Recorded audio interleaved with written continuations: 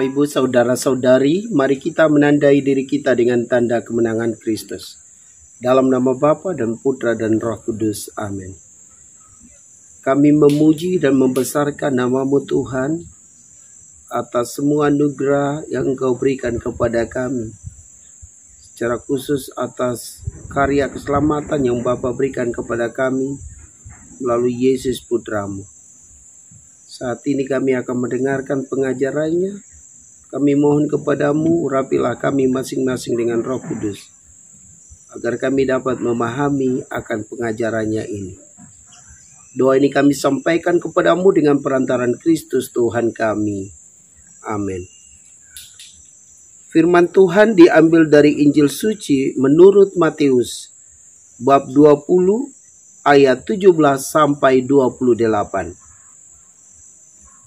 Pada waktu Yesus akan pergi ke Yerusalem, ia memanggil ke-12 muridnya tersendiri dan berkata kepada mereka, "Sekarang kita pergi ke Yerusalem, dan Anak Manusia akan diserahkan kepada imam-imam kepala dan ahli-ahli Taurat. Dan mereka akan menjatuhi dia hukuman mati. Mereka akan menyerahkan dia kepada bangsa-bangsa yang tidak mengenal Allah, supaya ia diolok-olok, disesah, dan disalibkan. Tetapi pada hari ketiga, ia akan dibangkitkan." Maka datanglah ibu anak-anak Zebedeus beserta anak-anaknya kepada Yesus, lalu sujud di hadapannya untuk meminta sesuatu kepadanya. Kata Yesus, "Apa yang kau kehendaki?" Jawab ibu itu, "Berilah perintah supaya kedua anakku ini kelak boleh duduk di dalam kerajaanmu, yang seorang di sebelah kananmu dan yang seorang lagi di sebelah kirimu." Tetapi Yesus menjawab, "Kamu tidak tahu apa yang kamu minta. Dapatkah kamu meminum cawan yang harus kuminum?" Kata mereka kepadanya, "Kami dapat."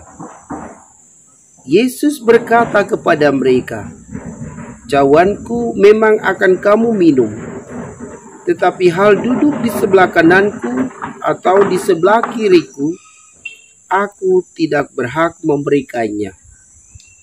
Itu akan diberikan kepada orang-orang bagi siapa Bapakku telah menyediakannya."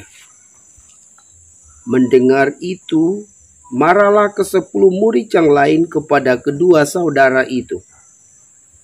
Tetapi Yesus memanggil mereka dan berkata, "Kamu tahu bahwa pemerintah bangsa-bangsa memerintah rakyatnya dengan tangan besi, dan pembesar-pembesar menjalankan kuasanya dengan keras atas mereka.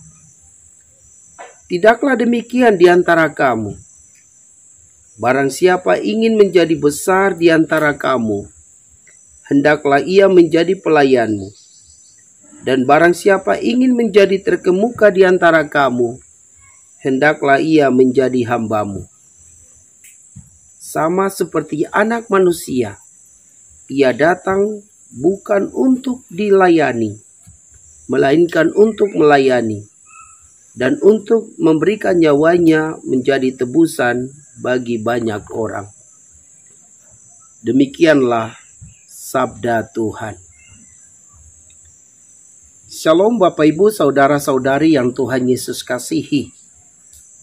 Penginjil Matius menceritakan bahwa Yesus memanggil ke-12 muridnya dan berkata kepada mereka bahwa Anak Manusia akan diserahkan kepada imam-imam kepala dan ahli-ahli Taurat, dan mereka akan menjatuhi dia hukuman mati. Mereka juga akan menyerahkannya kepada bangsa-bangsa yang tidak mengenal Allah, supaya ia diolok-olok dan disalibkan.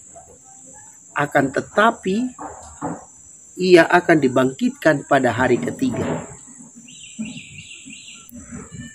pengajaran ini rupa-rupanya tidak dipahami, tidak dimengerti oleh para murid. Mengapa? Karena mereka tidak konsentrasi kepada pengajaran Yesus. Mereka lebih fokus pada diri mereka sendiri.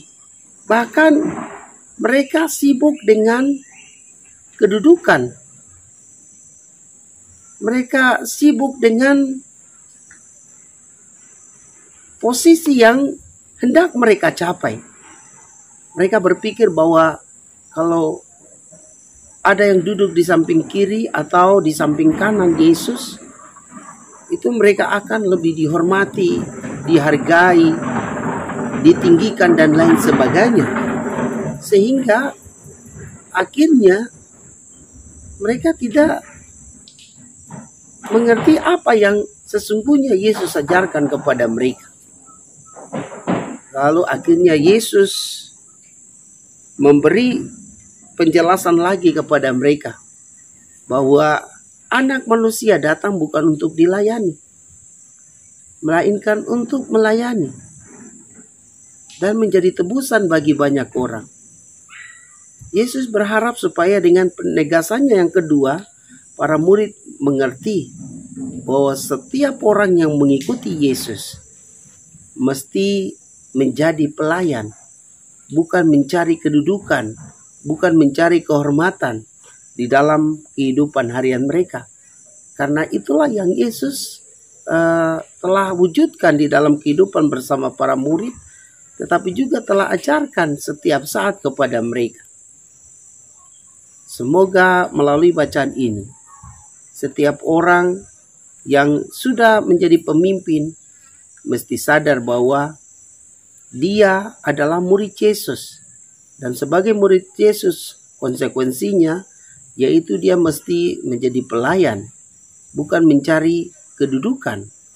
Dia mesti sadar juga bahwa sesungguhnya menjadi pengikut Yesus, dia harus hidup sesuai dengan apa yang Yesus alami, yaitu siap menderita demi keselamatan semua orang. Siap menderita demi kebahagiaan semua orang yang Tuhan percayakan kepadanya. Semoga demikian. Marilah berdoa.